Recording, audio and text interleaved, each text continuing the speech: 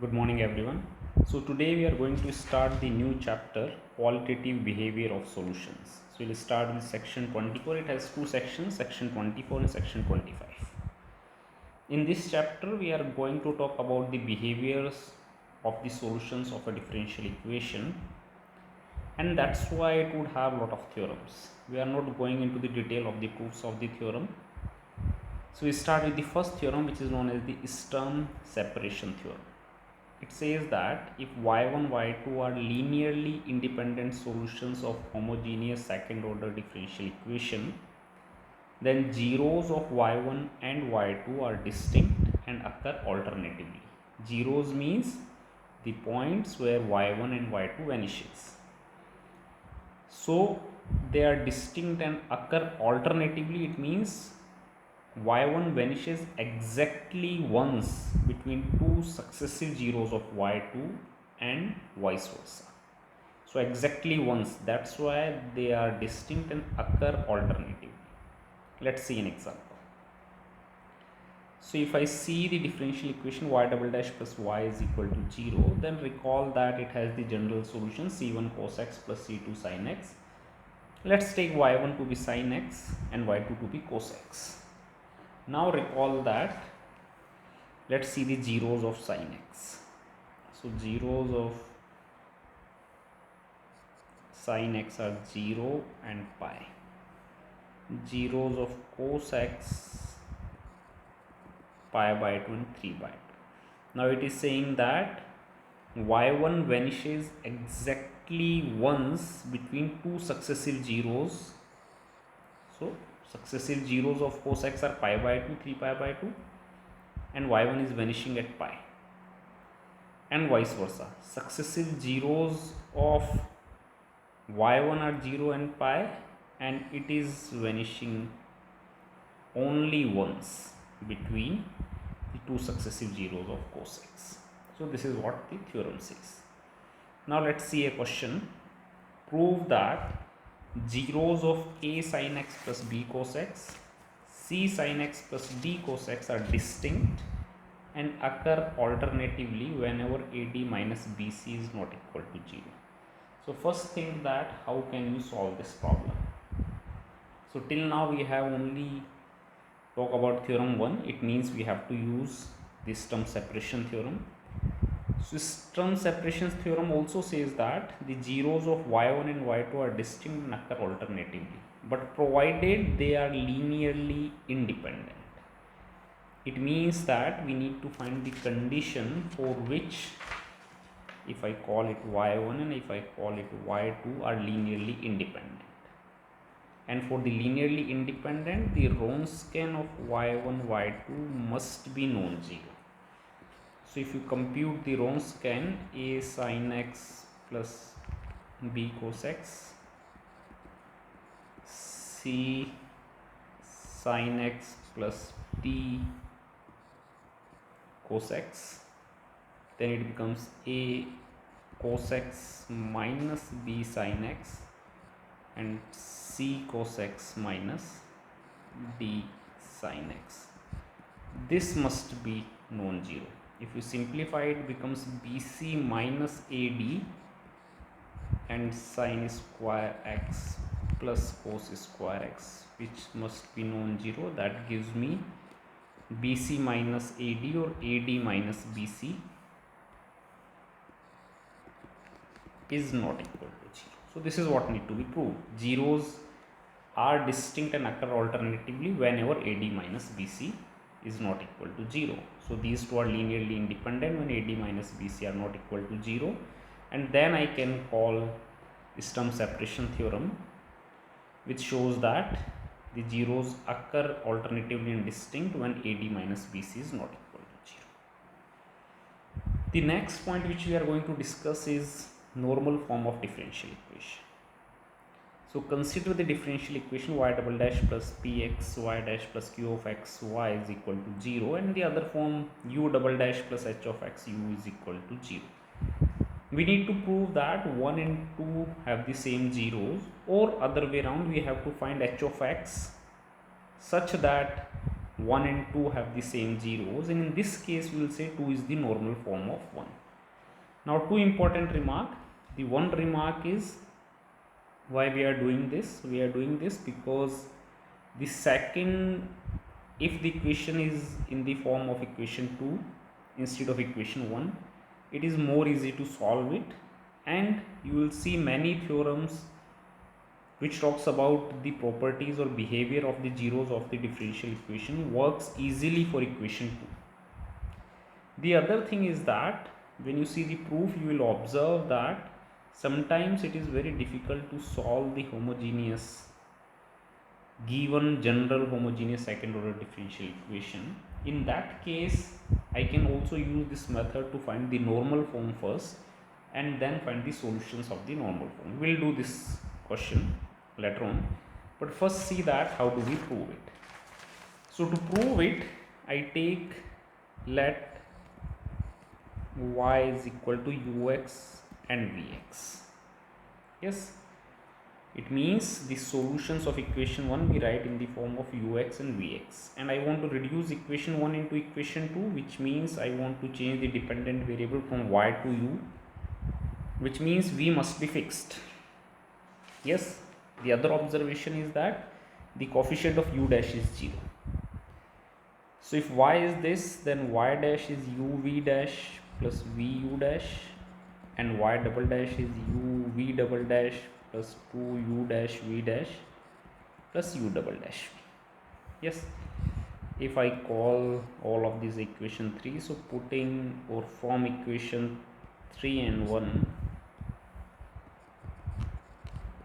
from 3 and 1, substitute all of them back to the equation 1, and you will see that the equation get reduced to vu double dash plus 2v dash plus pv. I am simply writing p, but it is a function of x, u dash plus v double dash plus pv dash plus qvu is equal to 0.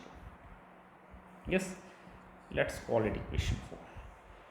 Now I want the coefficient of u dash to be 0, so let's make it 0. So let 2v dash plus pv is equal to 0, which is simply a first order differential equation using variable separable form. You will observe that v is e raised to the power minus 1 by 2 p dx. Here you may argue that why I am not considering the constant, but even if I consider it in the general solution, it would be merged, so that's why I am not writing the constant here. Yes, so this is equation 5 where I got the value of v. So now the given equation becomes, so this equation becomes vu double dash plus v double dash plus pv dash plus qvu is equal to 0, or which is same as u double dash plus v double dash by v plus pv dash by v plus qu is equal to 0. Yes, so it's already looking the normal form, but I need to compute the value of the coefficient of u, for which I need v dash by v and v double dash by v. V I have already computed, so v dash by v can be computed from here also, which is simply minus p by 2, and v double dash by v. So for v double dash by v, first let's differentiate, or let's compute v double dash first. So v dash is e raised to the power minus half p dx, and then its differentiation, which is minus 1 by 2 p e raised to the power minus half p dx. That gives me v double dash is equal to minus half, I can take common, so p dash e raised to the power minus half p dx plus p, and that comes minus half, so minus p by 2 e raised to the power minus p dx. If I divide it by v, which is e raised to power minus integration half p dx. So that gives me v double dash by v is 1 by 4, and here actually it is p square, because already one p is there, and when I differentiate it, one more p would come. So that is 1 by 4 p square minus p dash by 2. Now substituting all the values, you will observe that u double dash plus h of x u is equal to 0, where h of x is q minus p square by 4 minus p dash by 2. So that reduces the given differential equation into its normal form, where y is equal to u v, which is u e raised to the power minus p by 2 dx. So now you can easily see here is that v does not vanishes, v has no zeros, so v has no zeros, which implies that y of x and u of x have same zeros. So v does not have zeros because it is an exponential function. Yes, so if I have to show that y has, for example, infinitely many zeros, I must find it normal form and show that u has infinitely many zeros, provided v has no zeros.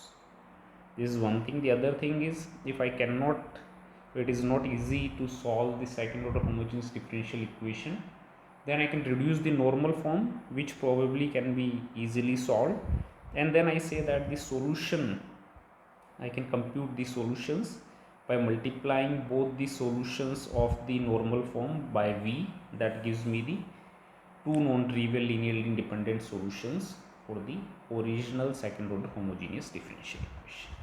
Yes, now let's do a question so that the things would be clear.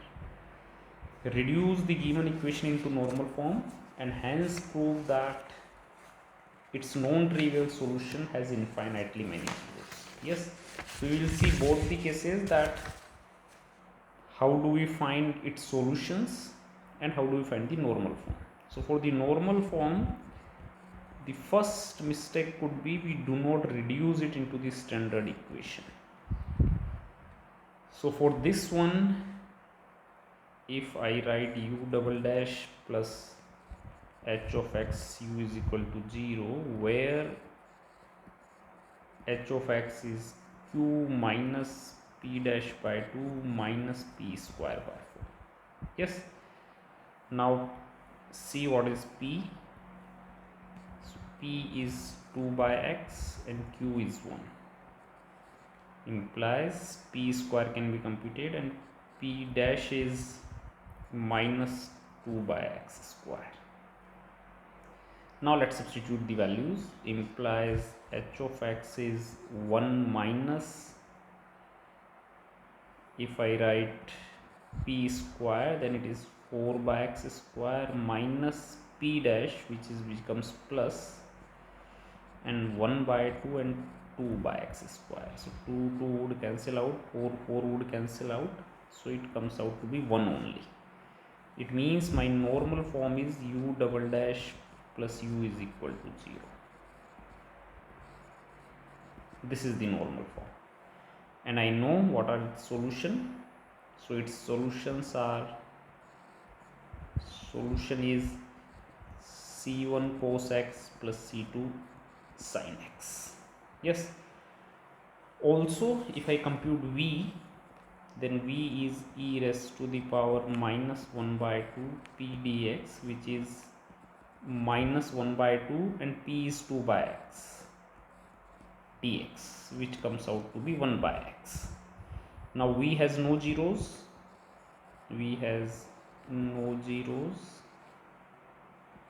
implies u and y of x have same zeros. This is one observation. The other is, you see that cos x and sin x has infinitely many zeros. So from here you can say that every non-trivial solution every non-trivial solution of, let's say, 5 has infinitely many zeros, has infinitely many zeros, implies given equation has infinitely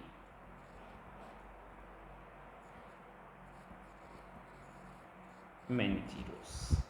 Yes, and also if I have to write down the solution of the given equation, then it is y of x or ygx is c1, u is cos x multiplied by yx plus c2 sin x by x. So both the things are done. Okay, so that's all from today's class. We will continue this section in the next class. Thank you.